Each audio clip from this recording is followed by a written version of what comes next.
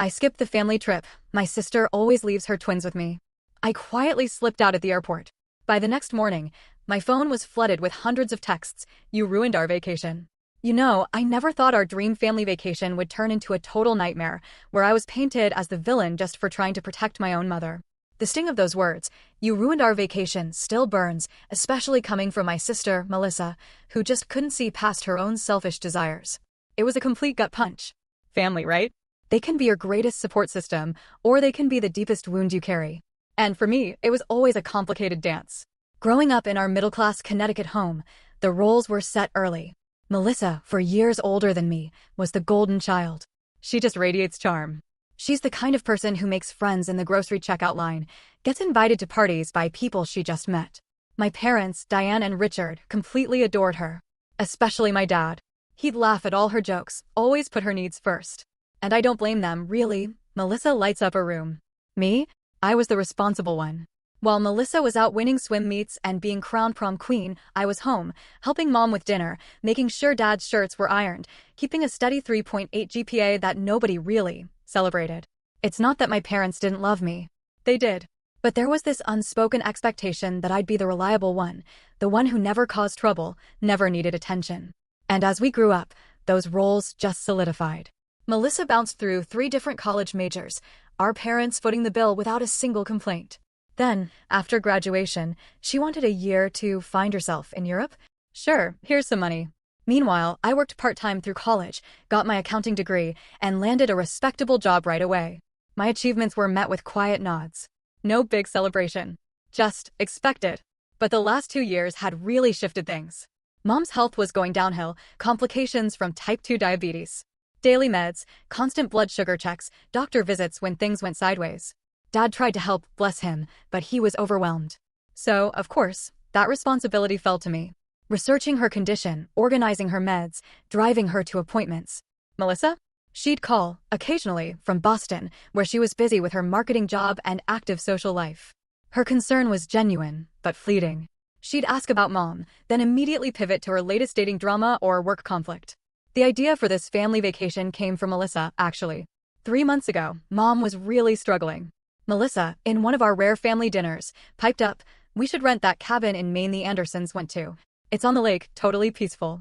Mom could rest, dad could fish, and we could all just relax." Dad was instantly on board. And mom's eyes, I swear, they lit up in a way I hadn't seen in months. "Oh, that sounds wonderful," she said, reaching for Melissa's hand. "I've been feeling so cooped up."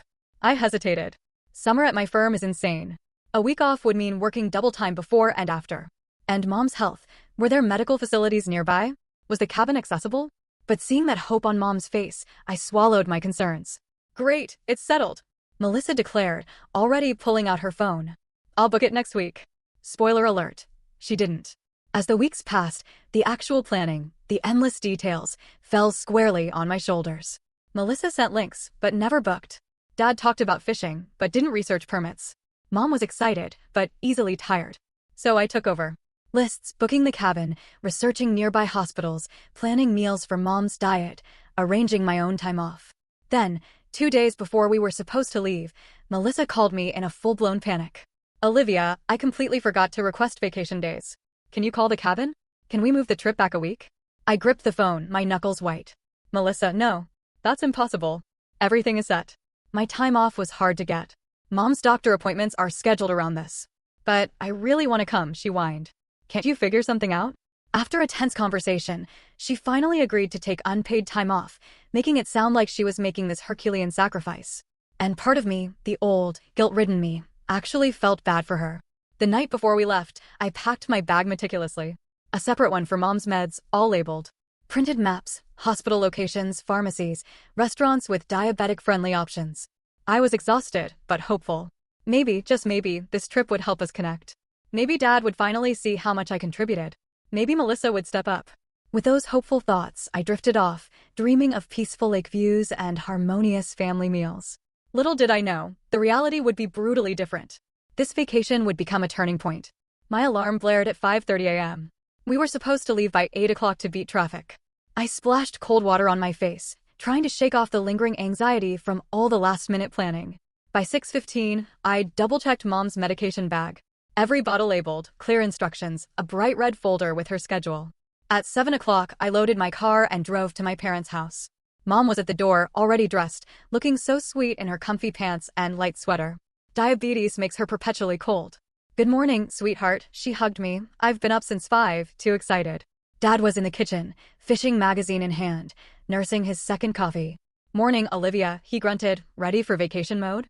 I smiled, starting to organize the cooler with snacks, including sugar-free options for Mom. The clock ticked. 7:30, no Melissa. Dad checked his watch. 8 o'clock, still nothing. At 8:15, Dad finally called her. I could hear Melissa's voice, bright, unapologetic. "Oh, I'm just finishing packing. Give me 30 minutes, tops." Dad sighed, but he didn't protest. "All right, we'll wait. Drive safe." I bit my tongue. Melissa lived 15 minutes away. No reason to be late. I used the extra time to review the route, check all the chargers for phones and Mom's glucose monitor.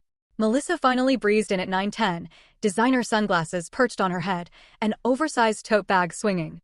"Sorry everyone. Couldn't decide what to bring, then I realized I needed coffee." She held up a takeout cup as proof. Dad, bless his heart, took her bags without a word, immediately rearranging everything I'd carefully packed to fit her excessive luggage. Mom just smiled indulgently, happy we were all together. By 9:30, we were finally on the road, an hour and a half behind schedule. Melissa immediately claimed the front passenger seat. I get carsick in the back, leaving me to sit with Mom. I didn't mind, really. It gave me a chance to keep an eye on her. The drive was beautiful, suburban sprawl giving way to dense forests and sparkling lakes. Dad played classic rock, and Melissa chattered animatedly about her Boston life. I just gazed out the window, letting myself relax, just a little. Around noon, we stopped at a charming retro diner. Mom checked her blood sugar while I scanned the menu. "The grilled chicken salad should be good, Mom, light on the dressing." Melissa rolled her eyes. "God, Olivia, let Mom eat what she wants. For once, we're on vacation." "It's fine," Mom interjected quickly. "The salad sounds perfect." When the food arrived, Melissa immediately complained about her burger. I asked for medium rare. "This is definitely medium well." She pouted, poking at it with her fork, then called the server over. It delayed our meal by another 15 minutes. I noticed Mom looking tired, her face a bit pale. "Did you take your new medication?"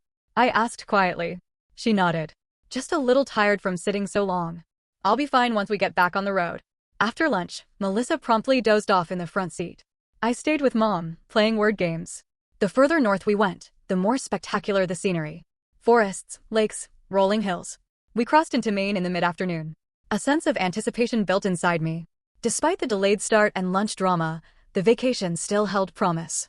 Around 4:30 p.m., Dad turned onto a narrow road that wound through pine forests. Then, we rounded a bend, and there it was, the cabin. It was more beautiful than the photos. Perched on a gentle slope overlooking a vast, clear lake, with a wraparound deck and huge windows. Tall pines surrounded it, a small dock extended into the water. "Oh my," Mom breathed, her fatigue momentarily forgotten. "It's perfect." Even Melissa sat up straighter. "Wow, this place is gorgeous." Dad parked, and we all climbed out, stretching. The air smelled of pine and clean water, so much cooler and fresher than home. For a moment, we just stood there, taking in the view, the peaceful silence broken only by birdsong and the gentle lapping of water. It was a brief, powerful moment of family unity. A surge of optimism. Maybe this was exactly what we all needed. I took charge, unloading the car, directing Dad and Melissa with bags while I organized supplies. The cabin's interior was just as impressive. Knotty pine walls, cozy furniture, a stone fireplace, a kitchen opening to a dining area with lake views. "I call the room with a lake view," Melissa announced immediately. Dad nodded. "Your mother and I will take the master." "Olivia, you're okay with the small room in the back, right?" It wasn't a question. I nodded, carrying my bag to the smallest bedroom. It overlooked the driveway, not the lake. Perfectly adequate, clean, and cozy. I unpacked quickly, then set up Mom's medication station on the kitchen counter, pill bottles, glucose monitor, the schedule. By early evening, we were settled. Dad figured out the gas grill, and we had a simple dinner of grilled chicken and vegetables. As the sun set, the lake turned molten gold, then deep purple. "This was a wonderful idea," Mom said, squeezing Melissa's hand. "Thank you for suggesting it." Melissa beamed, soaking up the credit without mentioning my weeks of planning. But in that peaceful moment, surrounded by my family, I didn't mind. The vacation was off to a good start, despite the minor hiccups. As stars appeared, I allowed myself to hope this time would bring the family connection I'd been craving. I woke with the sunrise, my body still on work schedule despite the vacation. The small bedroom was filled with soft morning light. I lay still, listening to the creaking wood, distant bird song, water lapping at the shore. By 7 a.m., I was in the kitchen, coffee brewing, breakfast underway. Whole grain pancakes with fresh berries, Mom's favorite, and suitable for her diet if she went easy on the syrup. Mom joined me around 7:30, looking rested, moving with more energy than I'd seen in weeks. "Something smells wonderful," she said, accepting the coffee. "You didn't have to go to all this trouble." "It's no trouble," I replied truthfully. It was calming, cooking in this beautiful space. "Did you sleep well?" "Better than I have in months," she admitted. "Something about the air here." Dad appeared shortly after, dressed for fishing. He kissed Mom's cheek, poured coffee. "These pancakes for everyone, Olivia?" I nodded. "I thought we could all eat together before heading out. I found a trail map yesterday. There's a beginner-friendly hiking path that loops around the lake. Should take about 2 hours. Perfect for this morning before it gets too hot."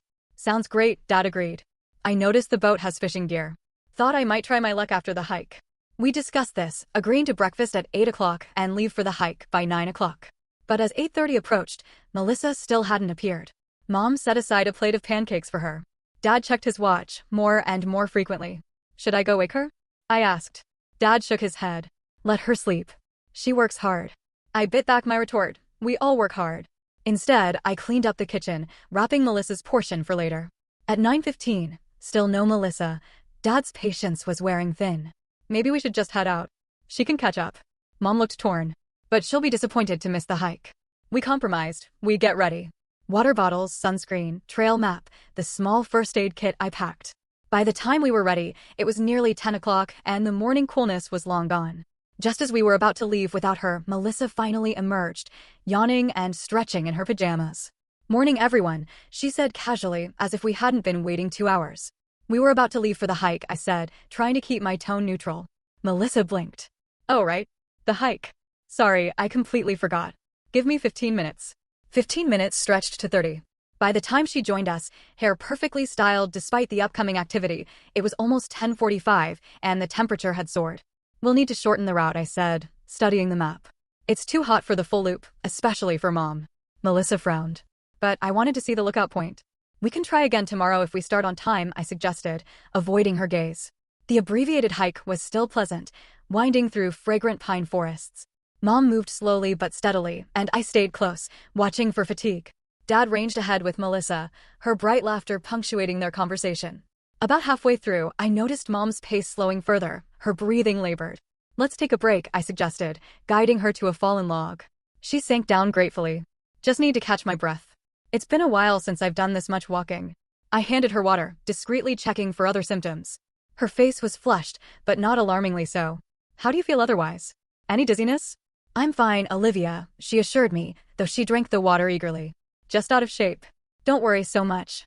Dad and Melissa had noticed our stop and doubled back. "Everything okay?" Dad asked.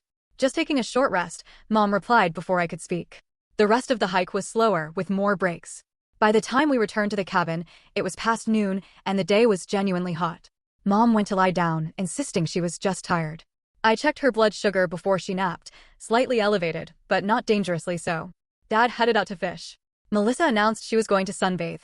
I used the time to prepare a light lunch for Mom and plan the next day's activities with more realistic timing. Around 2 p.m., we gathered for lunch on the deck. Mom looked refreshed, and the morning's tension seemed to have dissipated. Dad proudly showed pictures of a small bass he'd caught and released. "I thought we could try that seafood restaurant in town. For dinner tonight," I suggested. "Reviews are great, and they have plenty of options for Mom's diet." "Actually," Melissa interjected, "I met some people while I was sunbathing on the dock. Local guys with a boat who know all the best spots. They recommended a different place, the Lobster Trap. Supposed to be the best seafood for miles. Did you check if they have menu options for diabetics?" I asked. Melissa rolled her eyes. "Not everything has to revolve around dietary restrictions, Olivia. I'm sure they have salads or something." Dad, predictably, sided with Melissa. "The Lobster Trap sounds great. Good to get recommendations from locals." I let it go, making a mental note to check the menu online. Mom caught my eye and gave a small shrug that seemed to say, "It's not worth arguing about." After lunch, Melissa disappeared into her room to freshen up, emerging an hour later in a new outfit. "By the way," she announced casually, "I might not join you all tomorrow for the lighthouse tour. The guys I met invited me to go out on their boat. But we planned this together," Mom said, a note of disappointment in her voice. "I was looking forward to all of us seeing the lighthouse." "I know, Mom, but how often do I get to go boating with cute local guys?" You understand, right? Melissa's tone was wheedling, the same one she'd used successfully throughout childhood to get her way. I guess so, Mom conceded. Just be careful with strangers, honey. I couldn't keep quiet any longer. Melissa, we came here for a family vacation. We've only been here one day, and you're already making separate plans. Don't be so controlling, Olivia. Melissa snapped. Just because you have no social life doesn't mean I have to be glued to the family 24/7. That's enough, Dad intervened, but his tone was milder than if I had spoken to Melissa that way. Melissa can spend one day doing her own thing. We'll still have plenty of family time. The exchange left a sour taste in my mouth. As we prepared for dinner, I caught Melissa texting rapidly, a small smile playing on her lips. She was already mentally checked out. We'd barely begun our vacation. The lobster trap was a tourist trap with long wait times and a limited menu. Mom struggled to find suitable options and settled for a plain grilled fish that was dry and overcooked. Melissa dominated dinner with stories about her job and friends, barely asking about anyone else's life. Dad encouraged her, laughing at her anecdotes, while Mom smiled tiredly and picked at her food. I sat quietly, watching the family dynamics I'd known all my life play out. Melissa at the center, Dad facilitating her spotlight, Mom peacekeeping, and me on the periphery. I'd hoped the change of scenery might shift these patterns, but so far, the vacation was only reinforcing them. Back at the cabin, Melissa announced she was taking a moonlight walk. Don't wait up, she called, phone in hand. I suspected she was meeting her new friends. Dad turned on the TV. Mom settled with a book. I retreated to my small bedroom, lying awake, listening to the unfamiliar night sounds, wondering if I was the only one who felt the undercurrent of tension beneath our supposed vacation idyll. The third morning dawned bright and clear. Perfect conditions for the boat trip we'd reserved weeks ago, a 3-hour cruise. Mom had been so excited about it. I headed to the kitchen to start breakfast, stopping briefly to check on Mom and Dad's closed door. Still sleeping. Good. Mom needed the rest. As the blueberry muffins baked, filling the cabin with their sweet aroma, I realized I hadn't heard any movement from Melissa's room either. Given yesterday's pattern, I wasn't surprised. Our boat tour was scheduled for 11 a.m., plenty of time for a leisurely breakfast and a short drive to the marina. Mom and Dad emerged around 8:30, drawn by the smell of coffee and fresh baking. Mom looked well-rested, her color good. I discreetly watched her check her blood sugar and take her morning medication. These muffins are wonderful, Olivia, she said. You're spoiling us. Dad poured coffee, peering out at the lake. Perfect day for boating. What time do we need to leave? We should head out by 10:15 to be safe, I replied. The marina is about 20 minutes away, and they asked us to arrive 15 minutes before departure. Dad nodded. I'll make sure Melissa is up by 9:30. We enjoyed a pleasant breakfast on the deck, watching early morning kayakers. At 9:30, Dad knocked on Melissa's door. No answer. He knocked again, louder, then cautiously opened the door. She's not here, he said, returning to the deck with a confused expression. Her bed's not even slept in. A flicker of concern crossed Mom's face. Do you think she's okay? Should we call her? I'm sure she's fine, Dad said, though he immediately pulled out his phone. It went to voicemail. He left a message reminding her about the boat tour. By 10 o'clock, still no Melissa. Her continued absence was creating a nervous atmosphere. Dad tried calling again. Voicemail. Maybe she stayed with those friends she met, he suggested, looking uncomfortable. Mom's worry was more visible now. She should have let us know. That's not like her. I refrained from pointing out that it was exactly like Melissa to do what she wanted without considering others. Instead, I busied myself packing a small cooler with water and snacks for the boat trip. As 10:15 approached, our planned departure time, I noticed something else troubling. Dad, where are the car keys? We should get going. Dad patted his pockets, then frowned. They should be on the hook by the door. A quick search confirmed my sinking suspicion. The keys were gone. And so was the car. Melissa had taken it. Without asking. Without a note. Without considering that we might need it. Dad's expression darkened. She knows we have the boat tour today. Why would she take the car without saying anything? The situation escalated. Mom opened the refrigerator and frowned. Olivia, didn't you put my backup insulin in here? I can't find it. A quick inventory confirmed it. Her emergency insulin was missing from its designated spot. Most of her daily medications were on the counter, but the insulin she might need for a blood sugar spike was gone. With a sickening lurch, I realized it must be in the small cooler bag I'd packed for emergencies, the same bag that was now in the trunk of our missing car. I need to call Melissa again, Dad said, his voice tight with anger. This time, he left a more urgent message. Melissa, call us immediately. Mom's insulin is in the car and we need it. Plus, we're going to miss our boat reservation. The next hour was tense. We called Melissa repeatedly, each time straight to voicemail. Mom insisted she was fine for now, she'd taken her morning dose. But the missing emergency insulin was a safety concern we couldn't ignore. At 10:45, with a heavy heart, I made the decision to cancel our boat tour reservation. The marina was too far to walk, especially in the growing heat. We couldn't risk missing the boat and losing our deposit. The cancellation fee was substantial, but there was no alternative. "I'm sorry about the tour, Mom," I said, seeing her disappointment. "Maybe we can reschedule." Mom patted my hand. "It's not your fault, dear. I'm more concerned about Melissa. This isn't responsible behavior." Dad paced the deck, alternating between calling Melissa and staring down the road as if he could make the car appear. His mood shifted between worry and anger. "When she gets back," he muttered, "we're going to have a serious conversation about consideration for others." My primary concern was Mom's medication. While she wasn't in immediate danger, I hated having her emergency supplies inaccessible. After some quick research, I found a small pharmacy about 2 miles away. It might be possible to get a temporary emergency prescription. "I'm going to see about getting to town," I announced. "We need backup insulin just in case." Dad looked ready to object, to suggest waiting longer for Melissa, but Mom nodded firmly. "That's a good idea, Olivia. Better safe than sorry." I found a water taxi service online that could pick us up from our dock. The cost was more than I wanted to spend, but this was about Mom's health. 20 minutes and a phone call later, a small motorboat pulled up to our dock. "Need a lift to town, folks?" Ray, a weathered local man, called out. I helped Mom into the boat, explaining the situation. He was sympathetic and offered to wait while we visited the pharmacy. The boat ride was beautiful, despite the circumstances. Ray pointed out landmarks and loons. At the pharmacy, I explained our situation. The pharmacist was understanding. Mom had her medical info on her phone, which helped. While they couldn't give a full replacement, they gave us enough emergency insulin for the rest of our vacation. The cost was high without our insurance, but I paid without hesitation. Ray waited, as promised, and ferried us back to the cabin. As we approached, I felt a mixture of relief about the medication and simmering frustration about the circumstances that had made it necessary. We returned around 2:30 p.m. The car was still missing. No sign of Melissa. Mom was looking tired from the outing, so I helped her to the couch for a rest while Dad resumed his anxious pacing and phone calls. Finally, at nearly 4 p.m., we heard tires on gravel. Melissa's car. She emerged looking relaxed and happy, wearing a new sundress, carrying shopping bags. Dad met her at the door, his voice tight with controlled anger. "Where have you been? We've been calling you for hours." Melissa looked genuinely surprised. "My phone died, and I forgot my charger. Did you need something? Did we need something?" I interjected, unable to contain myself. "We had a boat tour scheduled for today, the one we've been planning for weeks. You took the car without telling anyone, with Mom's insulin in it." Melissa's expression shifted from surprise to defensive irritation.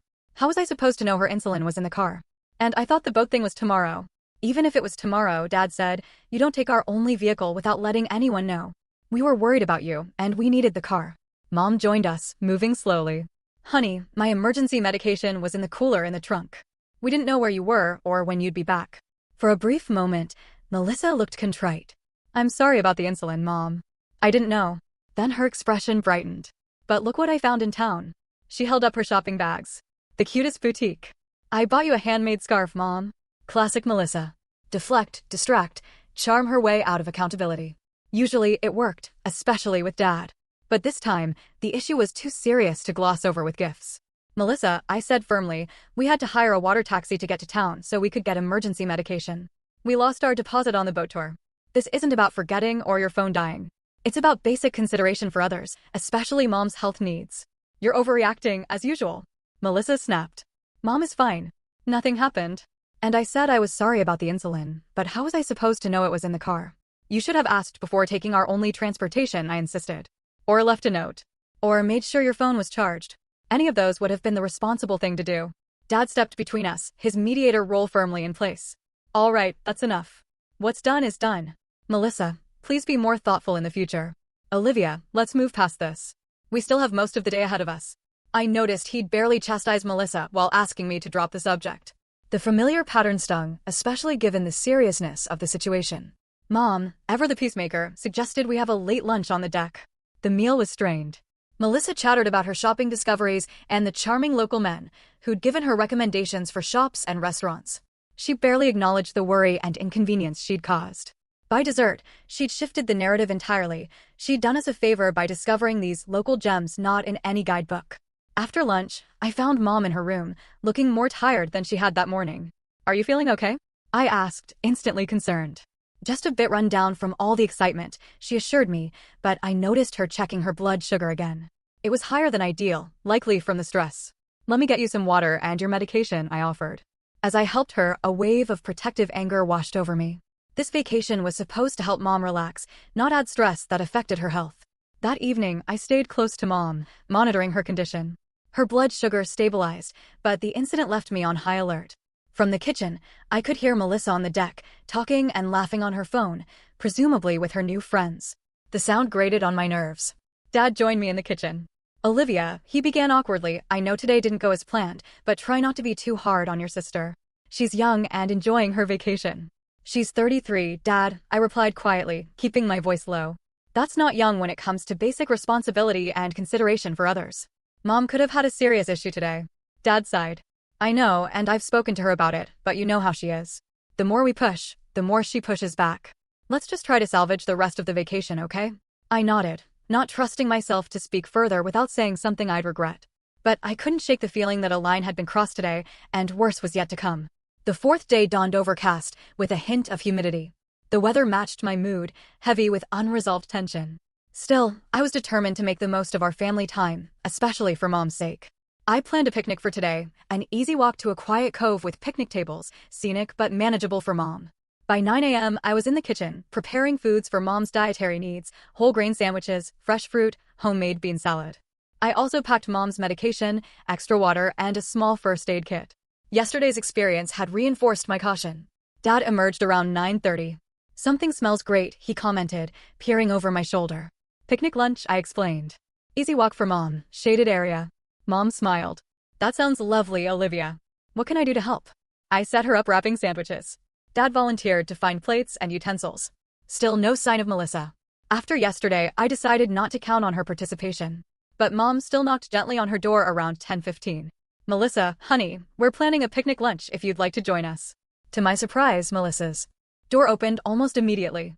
She was dressed and groomed, checking her phone. A picnic? Sure, I could do that. What time are we going? Mom looked pleased. Around 11?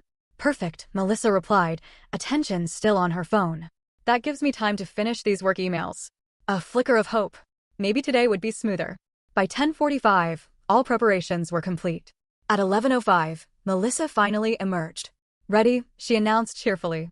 Then, glancing at her phone, she added, oh, by the way, I hope it's okay. I invited a couple of people to join us. They're bringing some local craft beer Dad might like. My hope for a peaceful family day deflated instantly. You invited strangers to our family picnic? Without asking anyone. Melissa rolled her eyes. They're not strangers. They're the guys I met the other day, Jake and Troy. And Jake's sister, Aubrey, is coming too. They're locals. They know all the best spots. Dad, predictably, seemed unbothered. The more the merrier, right? And craft beer sounds great. Mom looked less certain, but nodded. Of course, it's fine. I'll just grab a few more plates. I bit my tongue. The food would stretch, just barely. More concerning was Melissa's unilateral decision, again, without consultation or consideration. We set out. I carried the heavy cooler, Dad the picnic basket and chairs. Mom walked slowly but steadily. Melissa strolled beside her, chatting about local attractions her new friends had recommended. The picnic area was lovely. A grassy clearing, sturdy tables, shade trees, a spectacular view of the quiet cove. I set up our spot. Dad helped Mom get comfortable. Melissa checked her phone. They should be here any minute. They're coming by boat, said they'd dock at the small pier just down there. She pointed to a wooden dock 50 yards away. Sure enough, minutes later, a sleek motorboat pulled up. 3 people disembarked, 2 men and a woman, all in their late 20s or early 30s. They waved enthusiastically. Melissa waved back with equal excitement. Introductions were made quickly. Jake, tall with sun-bleached hair and a deep tan. Troy, shorter, muscular, with a trimmed beard and tattoos. Aubrey, Jake's sister, with the same blonde hair, cut short and fashionable. So great to meet Melissa's family, Jake said, shaking Dad's hand. She's told us all about you. Troy held up a 6-pack of craft beer. Local brewery. Best IPA in Maine. Dad looked delighted, immediately engaging Troy in conversation. Mom smiled politely as Aubrey sat beside her, asking about our cabin. Melissa hovered, clearly pleased with herself. I busied myself setting out the food, trying to rearrange it for 3 more people. I overheard snippets. Jake was a fishing guide, Troy managed vacation properties, Aubrey was a remote graphic designer. The picnic began pleasantly enough. The local beer was excellent, according to Dad. Mom seemed to be enjoying Aubrey's company, though she was eating less than usual, possibly self-conscious about her diet with strangers present. Trouble began 20 minutes in. Jake, watching Mom decline certain foods, asked bluntly, "Are you on some kind of special diet?" Melissa mentioned something about health issues. Mom looked uncomfortable. "Just managing diabetes," she said quietly. "Nothing to worry about." "My uncle had diabetes," Jake continued, oblivious to Mom's discomfort. "Lost a foot to it eventually. Nasty disease." Mom's face paled. I intervened quickly. "We manage it very carefully," I said firmly. "Mom's doing great with her treatment plan." But Jake wasn't finished. "You should try this natural supplement my uncle started taking. Really helped with his blood sugar. I can get you some while you're here. My buddy sells it." "That's very kind," Mom replied diplomatically, "but I prefer to stick with my doctor's recommendations." Jake shrugged. "Suit yourself, but these pharmaceutical companies just want to keep you sick and dependent on their drugs. The natural stuff works better and doesn't have all those side effects." A surge of protective anger washed over me. This stranger was giving dangerous medical advice to my mother within minutes of meeting her. Before I could respond, Melissa jumped in. "Jake owns a health food store in town," she explained, as if that qualified him to give medical advice. "He knows a lot about alternative treatments." The conversation shifted as Troy produced a flask of what he called homemade moonshine and began pouring small amounts into plastic cups. Dad accepted one, as did Melissa and Aubrey. Mom and I politely declined. As the afternoon progressed, the dynamic became increasingly uncomfortable. Jake, Troy, and Aubrey consumed most of the beer, plus the moonshine, growing louder and more overbearing. Melissa matched their drinking, giggling at their jokes, seemingly forgetting we were there, and failing to involve us in their stories. "Tell them about that time you stole your dad's car in high school, Mel," Troy encouraged, using a nickname I'd never heard anyone call my sister. Melissa launched into a story I'd never heard before, apparently taking Dad's car without permission when she was 16 and going to a party. The way she told it made it sound like a hilarious adventure, rather than dangerous and illegal behavior. Dad looked uncomfortable. "I don't remember that happening," he said when she finished. "Oh, you never knew." Melissa laughed. "I got the car back before you woke up. Mom caught me, but she never told you." Mom frowned. "Melissa, that's not remember how you made me promise never to do it again, and we kept it our little secret?" Melissa continued, cutting Mom off. "You were always covering for me." I watched Mom's face, seeing the hurt and confusion. This story was clearly fabricated. Melissa was rewriting our family history to impress her new friends. The final straw came when Troy and Jake began tossing a frisbee nearby, becoming increasingly reckless as the alcohol affected their coordination. A wild throw from Troy sent the frisbee crashing onto our table, knocking over drinks and sending food to the ground. "Sorry about that," Troy called, not sounding particularly sorry. Neither he nor Jake made any move to help clean up the mess. As I scrambled to salvage what I could, I noticed Mom looking pale and tired. I discreetly checked her blood sugar. Lower than it should be. She needed to eat something substantial soon. "Mom, are you feeling okay?" I asked quietly. She nodded but admitted, "I'm a bit tired, and I should probably eat something more substantial than these snacks." I turned to the group. "I think we should head back to the cabin. Mom needs to rest." Melissa frowned. "We just got here. It's barely been 2 hours. Your mom's not looking great," Aubrey commented, more observant than her brother and friend. "Maybe you should take her back." Jake waved dismissively. "She's fine. Just give her one of those granola bars." The casual dismissal of Mom's health needs by this stranger was the absolute last straw. I stood up, my voice firm. "We're going back now. Mom needs proper food and rest." Melissa looked embarrassed. "Olivia, stop being so dramatic." "Mom, are you really not feeling well, or is Olivia overreacting as usual?" Mom, never one to create conflict, hesitated. "I am a bit tired," she admitted. "But you can stay if you want, Melissa. Dad can help me back." "Actually," I said, looking pointedly at the mess, "I think we should all go. The picnic is pretty much ruined anyway." Melissa glared at me, but was interrupted by Troy. "Hey, no worries. Why don't we all head back to your cabin? We can bring the boat around to your dock. Got plenty more beer on board." Alarm bells rang in my head. The last thing Mom needed was 3 intoxicated strangers invading our cabin. "That's not necessary," I said firmly. "We have plans for the evening." "No, we don't," Melissa contradicted. "That's a great idea, Troy. You guys can come see our awesome cabin and hang out on the deck." Dad looked torn, glancing between Mom's tired face and Melissa's excited one. To my surprise, he sided with me. "I think today isn't the best day for more company. Your mother needs to rest." Melissa's face flushed with anger and embarrassment. "Fine, but I'm staying with my friends. I'll catch a ride with them." The walk back to the cabin was tense and silent. Dad supported Mom, who was moving more slowly than usual. I carried our picnic supplies, leaving nothing behind despite Troy's assurance that they'd clean up later. Once we reached the cabin, I immediately prepared a proper meal for Mom and made sure she took her medication. While Dad helped Mom settle in for a rest, I cleaned up the remaining picnic supplies, my frustration building with every sticky container and wadded napkin.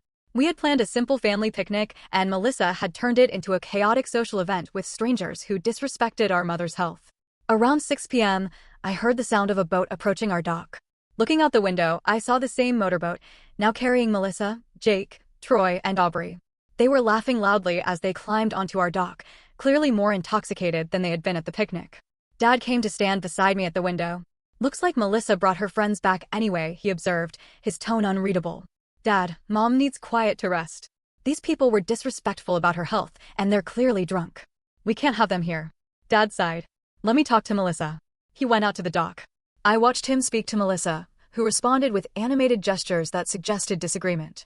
After a minute, Dad turned to Jake and said something that made the other man shrug. Then, to my dismay, Dad seemed to relent, gesturing toward the cabin in what looked like an invitation. Minutes later, the whole group trooped onto our deck, Melissa leading the way with a triumphant expression. Dad followed, looking resigned.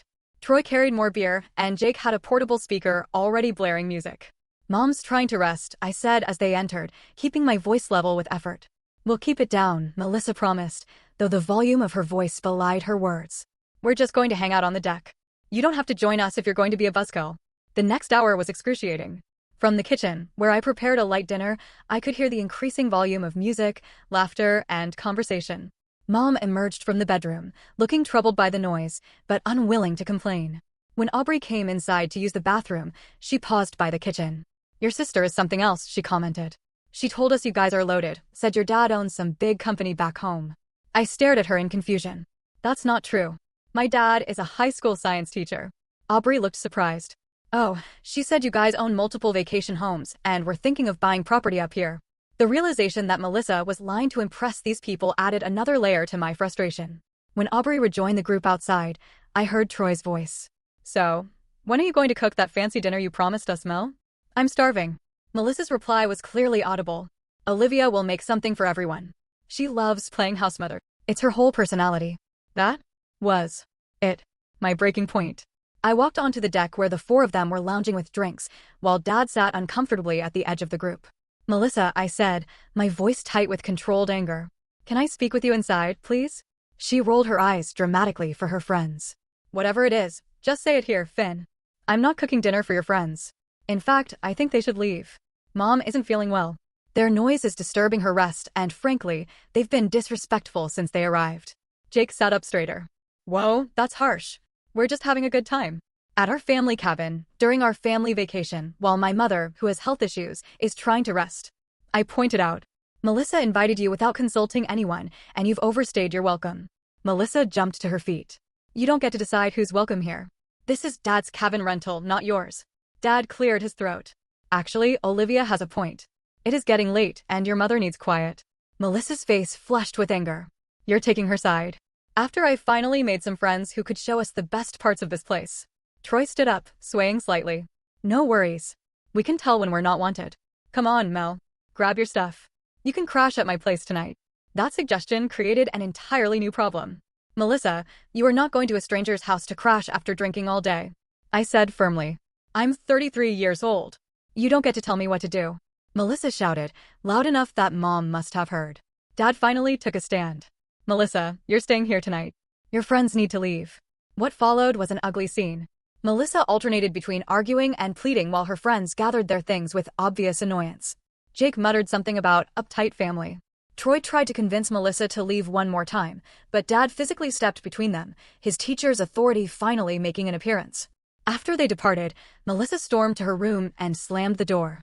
Dad slumped into a deck chair, looking exhausted. I went inside to check on Mom, finding her sitting at the kitchen table, tears in her eyes. "I'm sorry about all that," I said, sitting beside her and taking her hand. "This isn't how I imagined our family vacation," she said softly. "I just wanted us all to spend time together and enjoy each other's company." As I comforted Mom, the weight of the past 4 days settled heavily on me. The pattern was clear. Melissa would continue to prioritize her own desires. Dad would enable her until pushed to the absolute limit. And Mom and I would be expected to accommodate and forgive without complaint. But for the first time, I was questioning whether I wanted to participate in this dynamic any longer. The morning of our 5th day dawned gray and drizzly. The weather matched the mood inside the cabin. Mom and Dad were having coffee when I emerged from my room. Their conversation stopped abruptly. Melissa's door remained firmly closed. "Good morning," I said, pouring myself coffee. "How are you feeling today, Mom?" "Better after a full night's rest," she replied, a small smile that didn't quite reach her eyes. The strain of yesterday was visible. Dad cleared his throat. "I was thinking we could drive to that lighthouse today. The rain is supposed to clear by noon." I nodded, appreciating his attempt to salvage something. "That sounds nice. Views are spectacular, and they have a small museum." The tentative peace shattered when Melissa finally emerged around 10 a.m., looking hungover but defiant. She poured coffee and leaned against the counter rather than joining us. "Morning," she said flatly. "What's the plan for today?" Dad explained the lighthouse idea. Melissa listened, then said, "Actually, I made other plans. Jake and Troy are picking me up at noon. They're taking me to this hidden beach only locals know about." The same people who'd been asked to leave just last night were now expected to be welcomed back. I exchanged a glance with Dad, who looked troubled but hesitant. "Melissa, honey," Mom began gently, "we'd really like to do something as a family today. We've barely spent any time all together on this trip." "We've been together plenty," Melissa countered. "I'm allowed to have some fun on my vacation, too, you know." "Of course you are," Dad said placatingly. "But after yesterday what?" Melissa interrupted. "After Olivia was rude to my friends and embarrassed me. After you kicked them out like they were criminals instead of people just trying to show us a good time." Dad's placating approach clearly wasn't working. So I decided to be direct. "After they disrespected Mom's health needs, drank excessively on our property, and left us to clean up their mess," I said. "Those people aren't friends, Melissa. You met them 3 days ago." Melissa rolled her eyes. "Here we go again with Saint Olivia, the guardian of all things proper and responsible. Some of us actually know how to have fun and make connections with new people." "This isn't about fun," I replied, struggling to keep my voice level. "It's about respect for the family and consideration for Mom's needs. We came here for a family vacation, and you've spent most of it avoiding us or bringing strangers into our space." "Oh, please." Melissa scoffed. "Mom is fine. You're just being controlling as usual." Dad intervened. "Let's all calm down. Melissa, we would really appreciate it if you join us for the lighthouse today. Your friends can wait until tomorrow." Melissa hesitated. For a moment, I thought she might agree. Then her phone chimed with a text. She checked it, and her expression hardened. "They're already on their way. I can't cancel now." "Yes, you can," I said. "You can text them back and explain that you're spending the day with your family." "I don't want to." Melissa shot back. "I want to go to this beach with people who are actually fun to be around." Mom's soft voice cut through the tension. "Melissa, honey, I've been looking forward to the lighthouse. I thought we could take some family photos there." The hurt in her voice was unmistakable. For a brief moment, Melissa looked conflicted. Then she squared her shoulders. "I'm sorry, Mom, but I already committed to this. They're bringing a picnic and everything. I'll do the lighthouse thing with you another day." "There won't be another day," I pointed out. "We're leaving in 2 days, and tomorrow is supposed to be stormy." "Well, that's not my fault, is it?" Melissa retorted. "Maybe you should have planned better." The unfairness of that statement, when I had done all the planning for this trip, was the final straw. Years of built-up resentment and frustration broke through my usual restraint. "I did plan," I said, my voice rising despite my efforts to control it. "I planned this entire vacation while you did nothing. I researched activities that would work for Mom's health needs. I packed her medications and monitored her condition. I made restaurant reservations and scheduled tours. I even packed special foods that she can eat safely." Melissa looked taken aback, but quickly recovered. "Nobody asked you to do all that. You just like controlling everything." "No," I countered. Years of unspoken thoughts finally finding voice. "I do it because someone has to be responsible. And it's never going to be you, is it? Not when you were 16 and Dad had to pick you up from parties where you were drunk. Not when you were 22 and Mom and Dad had to pay off your credit card debt. And not now, at 33, when you can't even be bothered to show up on time for family activities." "Olivia," Dad warned, but I was beyond stopping. "Do you have any idea what Mom's been through this year with her health?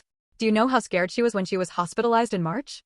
Of course you don't, because you sent flowers instead of visiting, then called for 5 minutes before you had to rush to a party." Melissa's face flushed. "That's not fair. I live in Boston. I can't just drop everything every time Mom has a health issue. I live an hour further away than you do." I pointed out. "But I managed to be there. I always manage to be there because that's what family does. So I'm not family now?" Melissa's voice had taken on a dangerous edge. "You're family when it's convenient for you," I replied. "When you need money or a place to stay or someone to listen to your latest drama. But when the family needs you, when Mom needs you, you're nowhere to be found." Melissa turned to her parents, tears welling in her eyes. Tears I recognized as her go-to tactic when confronted with uncomfortable truths. Are you going to let her talk to me like this? Dad looked deeply uncomfortable. Olivia, that's enough. Your sister, no, it's not enough. I interrupted, something I rarely did with my father. For years, we've all tiptoed around Melissa's feelings while ignoring everyone else's. We make excuses for her selfishness. We clean up her messes. We rearrange our lives to accommodate her whims. And what has it gotten us? A family vacation where mom's health is jeopardized, dad's stressed, and I'm treated like a servant expected to cook and clean for Melissa's random friends. Mom's quiet voice broke through my tirade. Olivia, please. I'm sorry, Mom, but it needs to be said. I continued, gentler now. I love all of you, but this dynamic isn't healthy for anyone. Melissa needs to hear that her actions affect others, especially you. Melissa's tears had turned to rage. You think you're so perfect, don't you? The responsible daughter, the good one. Well, guess what? Everyone is sick of your controlling, judgmental attitude. You don't get to dictate how I live my life or spend my vacation. No, I don't, I agreed.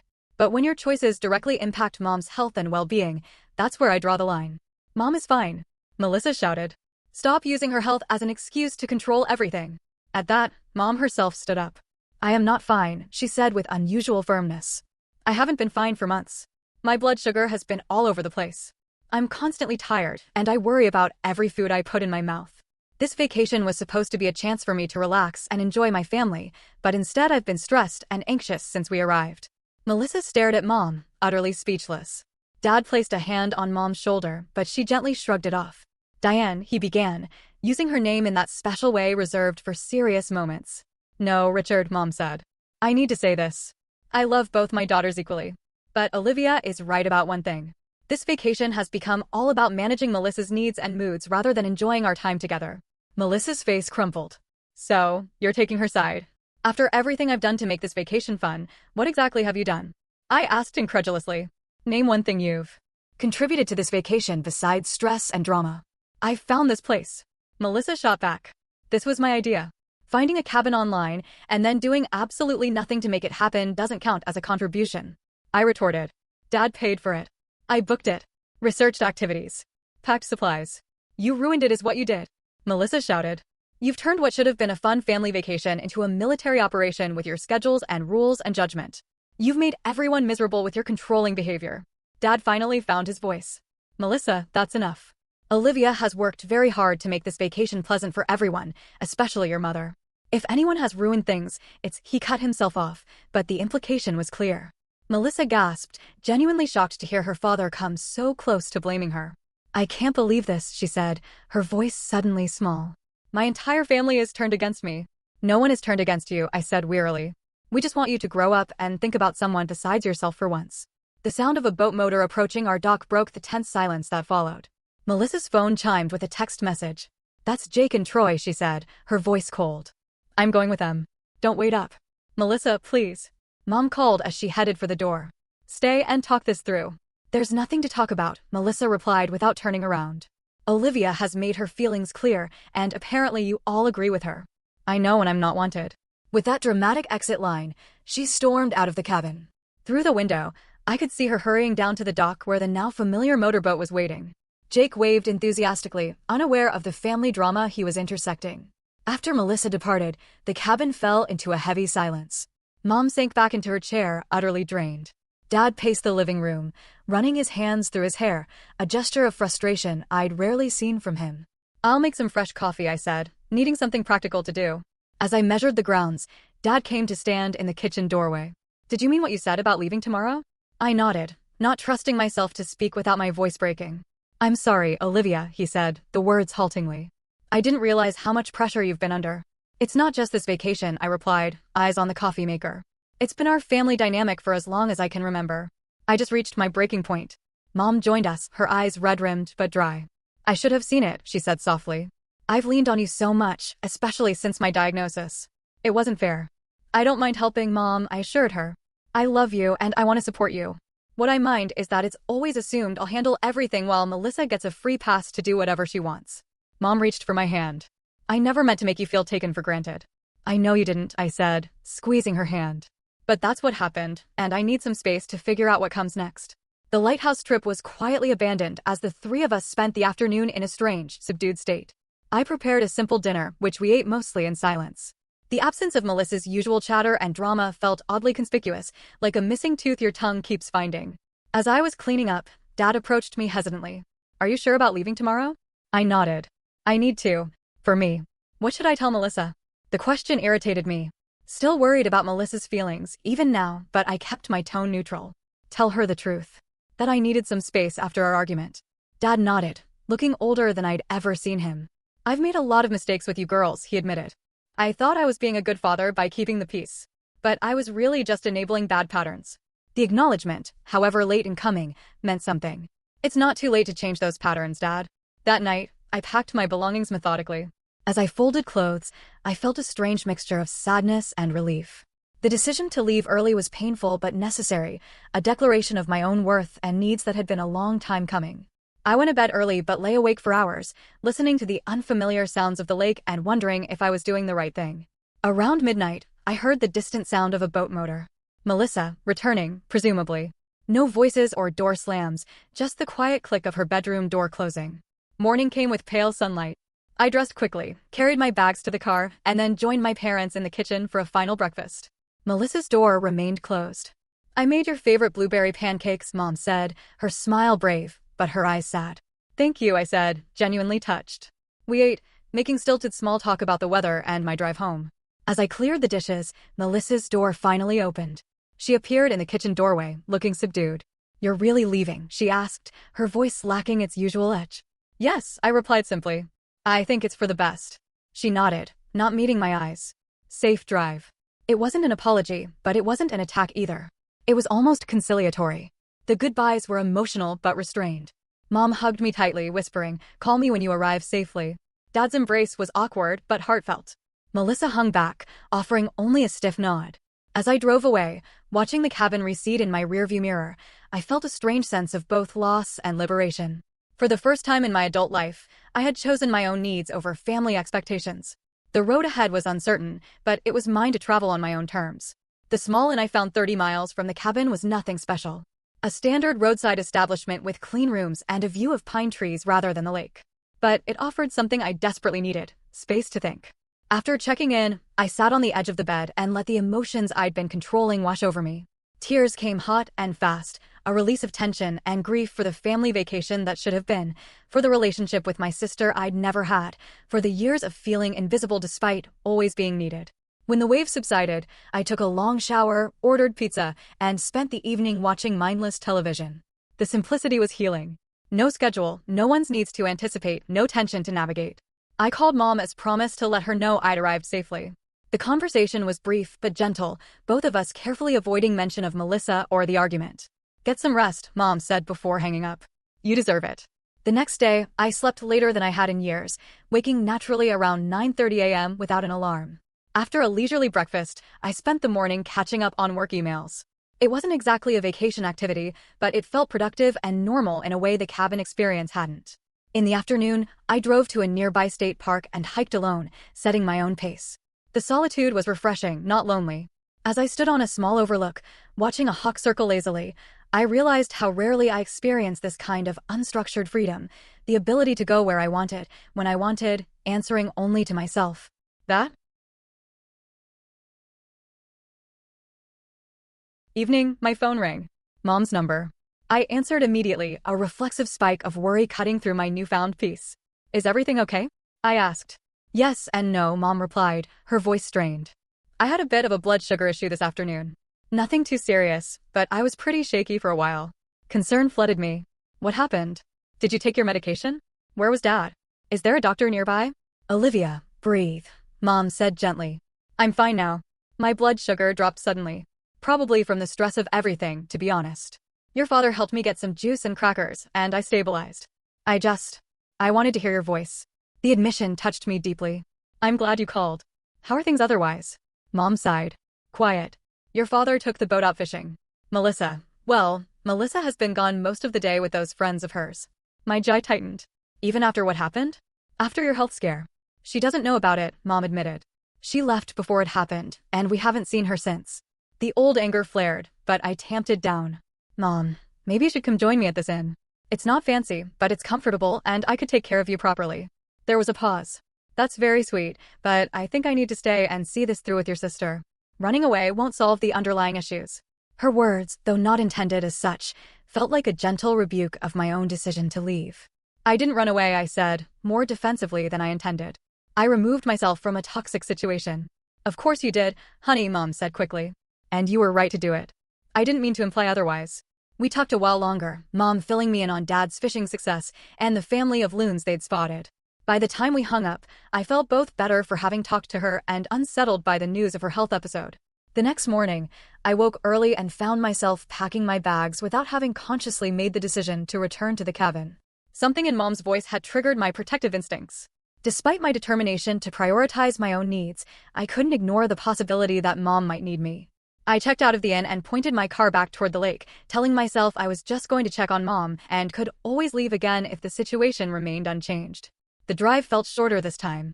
As I pulled into the cabin's gravel driveway, I was surprised to see only Dad's SUV present. Melissa's rental car was nowhere in sight. I parked and sat for a moment, gathering my thoughts before heading inside. Dad answered my knock, surprise evident on his face. Olivia, we weren't expecting you back. I was worried about Mom after her blood sugar incident, I explained. Is she okay? Dad stepped back to let me in. She's better today. The doctor said it was likely a combination of stress and missing a meal. I stopped in the doorway. Doctor? You took her to a doctor. Dad nodded. I insisted after she nearly fainted yesterday. There's a medical center in town, the same one you researched. They were very helpful. The fact that Dad had taken charge and followed through on getting Mom medical attention was unexpected but heartening. Where is she now? Resting in the bedroom. The doctor recommended taking it easy today. Dad hesitated, then added, she'll be happy to see you. I carried my bag inside and went directly to the master bedroom. Mom was propped up against pillows reading. Her face brightened. Olivia. What a wonderful surprise. I sat on the edge of the bed and took her hand. I was worried after our call. How are you feeling? Much better, she assured me. Your father has been very attentive, and the doctor was wonderful. She adjusted my medication slightly, which seems to be helping. I glanced around the cabin. Where's Melissa? Mom's expression clouded slightly. She didn't come home last night. She texted her father this morning to say she was staying with her friend Aubrey. The information didn't surprise me, but it still stung to know that Melissa had essentially abandoned the family in the middle of a health crisis. Has she asked about you at all? Mom shook her head. I don't think your father told her I wasn't feeling well. He didn't want to worry her. Or give her the opportunity to demonstrate whether she would care enough to come back, I thought, but didn't say. Instead, I asked, have you eaten lunch yet? I can make you something. Your father brought me soup a little while ago, Mom said, then added with a small smile. It was from a can, but he heated it perfectly. The image of my father, who rarely ventured into cooking territory, carefully preparing canned soup for my mother, brought an unexpected lump to my throat. Perhaps my departure had forced some necessary changes already. I spent the afternoon keeping Mom company, catching her up on my brief solo adventure and listening to her stories about Dad's fishing exploits. She seemed genuinely more relaxed than she had been earlier in the vacation, despite her recent health scare. I had a good talk with your father after you left, she confided when Dad stepped out to buy more ice. I told him some hard truths about how I felt enabling Melissa all these years. It wasn't an easy conversation, but it was necessary. How did he take it? I asked, genuinely curious. Better than I expected, Mom admitted. I think seeing you stand up for yourself shocked him into reconsidering some things. He admitted he's been unfair to you and far too permissive with Melissa. The acknowledgement was validating, even secondhand. Do you think anything will actually change? Mom squeezed my hand. Change doesn't happen overnight, especially with patterns as old as these. But I believe we've taken the first steps. Early evening brought the sound of a car in the driveway. Melissa's rental. She entered the cabin alone, stopping short when she saw me sitting with Mom. You're back, she said, her tone unreadable. Mom had a health scare yesterday, I replied, not bothering to soften the information. Her blood sugar dropped dangerously low. Dad had to take her to a doctor. Melissa paled visibly. What? Why didn't anyone call me? Would you have answered? I asked. Or were you too busy with your new friends to care about your family? Olivia. Mom warned gently. Melissa's expression cycled rapidly through shock, guilt, and defensiveness. I would have come back if I'd known, she insisted. Is she okay? Are you okay, Mom? I'm fine now, Mom assured her. Just tired. The doctor adjusted my medication. Melissa approached hesitantly and perched on the arm of the couch near Mom. I'm sorry I wasn't here. The apology seemed genuine, which caught me off guard. I had expected more defensiveness, more deflection. Mom patted Melissa's hand. You're here now. Dad returned with the ice and groceries, pausing briefly when he saw Melissa, but offering a neutral greeting. The four of us existed in an awkward truce for the remainder of the evening. Everyone careful with their words, the recent conflicts hovering unspoken in the air. After dinner, which I prepared while Dad insisted on handling the dishes, Melissa approached me on the deck where I'd gone for some fresh air. I didn't know Mom was sick, she said without preamble. I would have come back. I believe you, I replied, surprising myself with the realization. That I did. Melissa could be selfish and thoughtless, but she loved Mom in her own way. Melissa leaned against the railing, looking out at the lake. I've been thinking about what you said about me never taking responsibility, always expecting everyone to accommodate me. I stayed silent, giving her space. I'm not good at being reliable, she admitted. Not like you. It's easier to be the fun one, the spontaneous one. No one expects anything from me except entertainment. That's not entirely true, I said. Mom and Dad expect you to be an adult who considers others, especially when it comes to Mom's health. And I expect you to be a sister who sees me as a person with needs, not just a convenient resource to handle whatever you don't want to deal with. Melissa nodded slowly. I can see how I've been taking advantage. Not intentionally, but the result is the same. She turned to face me. I can't promise I'll suddenly become as responsible as you overnight, but I am sorry for how I've treated you, especially on this trip. It wasn't a perfect apology, but it was more self-awareness than Melissa had ever demonstrated. Thank you for saying that. So, where do we go from here? She asked. One day at a time, I replied, starting with finishing this vacation with as little drama as possible for Mom's sake. The final 2 days passed in a state of cautious reconciliation. Melissa actually joined us for meals and activities, though she did slip away once to say goodbye to her local friends. More significantly, she made an effort to help with Mom, offering to get her medications or asking if she needed anything. Dad, too, showed subtle but meaningful changes. He consulted me about activities suitable for Mom rather than automatically deferring to Melissa. He stepped up with practical tasks without being asked. And most importantly, he began to hold Melissa accountable for her commitments, giving her a pointed look when she was late for breakfast on our final day. On the morning of our departure, as we packed the cars, Mom pulled me aside for a private moment. Thank you, she said simply. For what? I asked. For having the courage to speak your truth, even when it was painful. Sometimes a family needs a disruption to see the patterns they're trapped in. I hugged her tightly. I'm sorry I left you. Don't be, she insisted. That act of self-respect did more to change things than years of silent accommodation ever could. The drive home was split between the two cars, Dad and Mom in the SUV, Melissa and I in her rental. The arrangement, suggested by Dad, forced Melissa and me to spend several hours in close quarters, navigating conversation without the buffer of our parents. It was awkward at first, but gradually, we found our way to more honest communication. Melissa admitted feeling jealous of my closeness with Mom. I confessed to resenting her freedom and the way she seemed exempt from family responsibilities. I've always admired how together you are, Melissa said at one point, surprising me. You make adulting look effortless. I laughed. Trust me, it's not.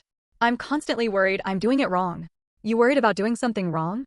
I thought that was my department. The shared laughter felt like the beginning of something new. Not a complete resolution, but a crack in the wall that had grown between us over the years. Back home, the changes that began at the lake continued to unfold gradually. 3 months later, we gathered for family dinner. Mom's health had stabilized, and she looked better than she had in months. But the most remarkable change was in our family dynamic. Dad consulted me about important decisions. Mom was more forthright about her needs. And Melissa, while still Melissa in many ways, made visible efforts to be more considerate, calling Mom regularly and even remembering Dad's birthday without a reminder. As for me, I discovered that speaking up for myself didn't cause the family to fall apart, as I had feared. If anything, it strengthened us by replacing unhealthy patterns with more honest communication. I began setting clearer boundaries around my time and energy, and to my surprise, my family largely respected them. The vacation that I thought had been ruined turned out to be transformative in ways I never expected. By standing up for myself, even when it meant being cast as the villain temporarily, I had initiated necessary changes that benefited everyone. The pain and conflict had been worth it for the healthier family dynamic that emerged. I learned that sometimes, the most loving thing you can do for your family is to love yourself enough to demand respect. That setting boundaries isn't selfish, it's essential for authentic relationships. And most importantly, that it's never too late to change family patterns that no longer serve anyone well. Our main vacation wasn't the idyllic experience I had planned, but it gave us something far more valuable, a new understanding of each other, and the courage to create healthier ways of being family. In the end, that was worth more than any perfect vacation ever could have been.